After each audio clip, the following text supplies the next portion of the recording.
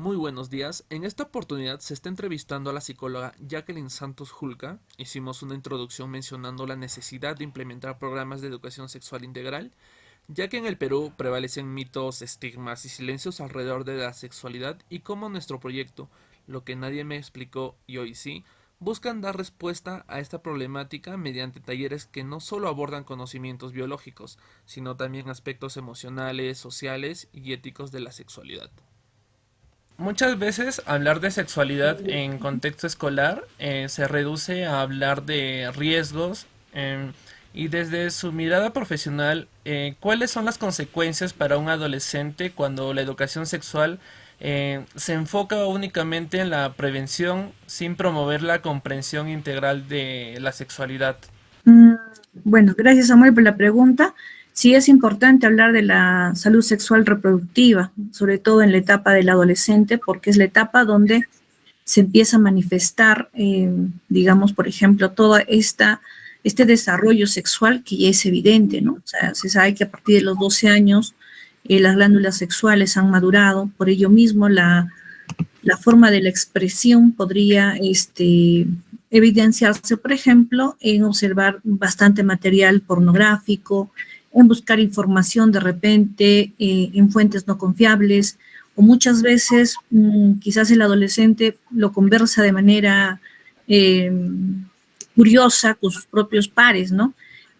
Pero si no hay un trabajo de padres, si no hay un trabajo así, digamos, de sinergia entre padres y la escuela y los docentes, lamentablemente mientras unos puedan hacer el esfuerzo desde las escuelas, en las familias mismas podemos tener al agresor, por ejemplo, que está abusando de los propios hijos, o el hermano mayor está abusando de los hijos, de los hermanos menores, ¿no? O algún familiar externo está ocurriendo eso dentro de la familia.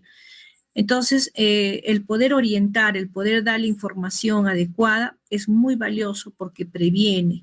Así como previene, también nos puede ayudar a intervenir y detectar estos casos que de repente, lamentablemente, han sido víctimas de este tipo de situaciones, ¿no? Que han llegado hasta incluso victimarlas sexualmente. Frente a lo mencionado, psicóloga Jacqueline, algunas personas piensan que la educación sexual integral promueve el libertinaje, lo que usted anteriormente mencionaba, ¿no? ¿Qué le respondería desde su experiencia trabajando con adolescentes que han sido víctimas o quizás, ¿no?, que son testigos de violencia también dentro de sus hogares? Que en realidad la información nunca va a ser, no nos va a llevar a estar en situaciones precarias, al contrario, una información bien elaborada, una información transparente, una información técnica, científica, va a ayudar mucho a que padres, niños, adolescentes, profesionales y no profesionales podamos tener la información clara. Cuando uno tiene la información clara, va a saber también cómo actuar, incluso saber qué medios uno acudir para poder denunciar. Se ha visto casos, incluso dentro de las personas que han sido víctimas, desconocimiento de los mismos padres que normalizan estos hechos, ¿no?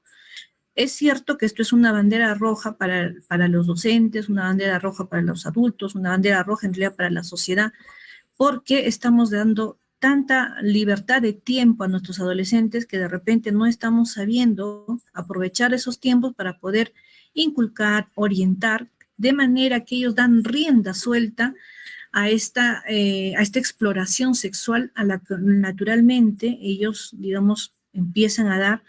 Entonces, en ese sentido, sí puede haber agresiones sexuales, ¿no? Entre ellos mismos, porque podrían obligar a alguien a hacer algo que no quieren justamente por la presión misma del grupo.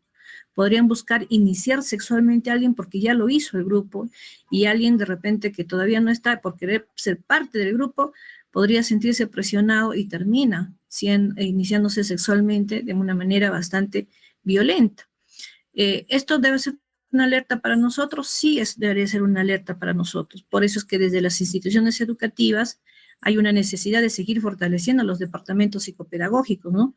Hay una necesidad desde las tutorías mismas, observar a nuestros estudiantes estos cambios de conducta, ¿no? Estos juegos que para ellos podrían ser broma, pero en realidad ya es el reflejo de un problema social, ¿no? Podríamos estar ante el caso de chicos que están abusando sexualmente de sus propios compañeros, ¿no? Entonces, sí, entonces hay una necesidad de ver en ese sentido cuáles son estos comportamientos, ¿no? Entonces, ¿hay políticas dentro de los colegios? Sí, hay políticas en el sentido del cuidado, de la responsabilidad, por eso es que desde las tutorías se da estas orientaciones.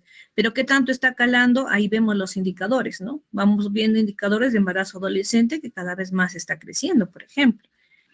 Muy bien, psicólogo, es muy cierto lo que usted estuvo mencionando acerca de cómo también ellos tratan de relacionarse con los demás y es cierto que puede llegar tal vez esos tocamientos a lo que es ya un acoso sexual dentro de una institución.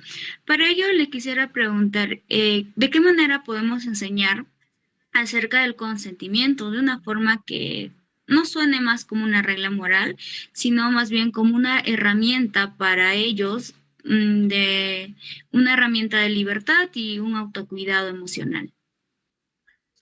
Claro, en realidad esto es un trabajo en equipo, o sea, cuando hablamos de los niños, por ejemplo, hay una responsabilidad y un rol que cumplen los docentes dentro de la institución educativa, pero también hay un rol que cumplen los padres de familia, ¿no? O sea, los padres de familia tenemos que quitarnos ese tabú de que si yo le hablo a mi hijo sobre el tema de sexualidad o de sexo, por ejemplo, que empieza por el reconocimiento de las partes de su cuerpo, no es que estamos incentivando a que ellos puedan tener actividad sexual, al contrario, a través de un lenguaje adecuado para la edad, ¿no? Podemos ir indicando que hay partes de su cuerpo, por ejemplo, que no deben ser tocados por otras personas y que ellos tienen toda la libertad y el derecho de reclamar e incluso comunicar si es que alguien estuviera tocando esas partes prohibidas de su cuerpo.